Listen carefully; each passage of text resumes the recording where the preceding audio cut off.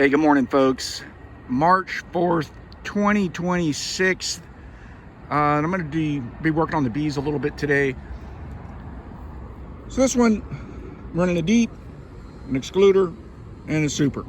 I put the super on like a week ago. And this box is just really packed and healthy. I didn't see any signs of swarming. Hopefully we'll get some honey out of that super.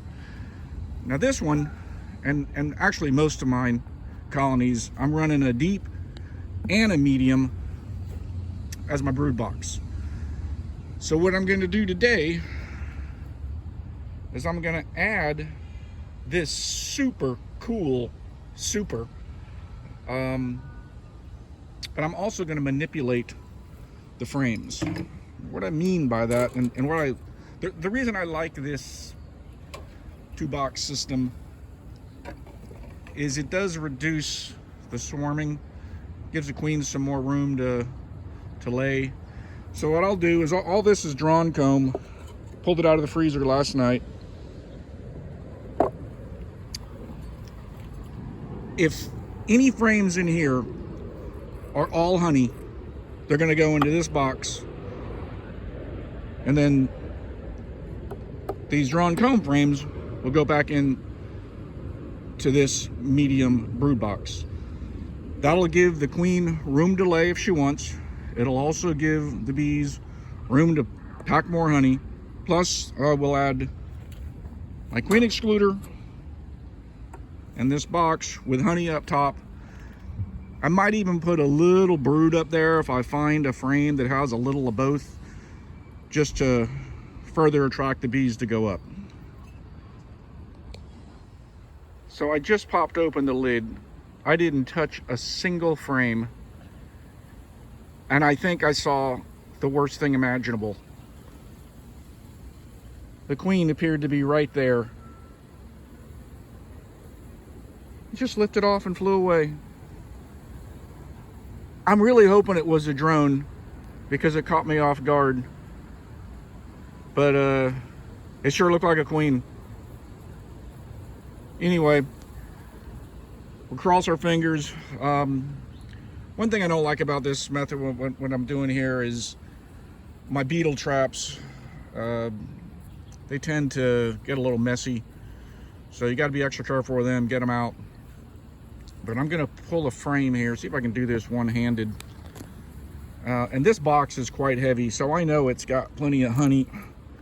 And I got into the bottom box last week. It all had plenty of brood, and I didn't see any signs of swarming. And I just wasn't set up to add another one. But yeah, you can see that. That's all honey. So that's going to go over here. Let's see if we can pull it out nice and slow. And we're just going to think positive. Say that wasn't a queen that flew away. That was a drone. Oh my God, look at all that brood. So that one's staying here. That's going to stay there. So, but we're going to just set it here temporarily. That's a good, healthy laying queen. I hope she didn't fly away. But now this one on the outside should be all honey. As I'm sure you know, the ladies tend to keep their honey on the outside and work their way in. Let's see. Oh yeah, that's honey. That's honey. So we're going to set it right there. Ever so gently. I will say that one thing I just sort of screwed up on, because I was so flustered by the queen. I didn't make sure that the queen isn't there, and I got to do that. I got to make sure that the queen isn't on any of these frames before I put this thing all back together.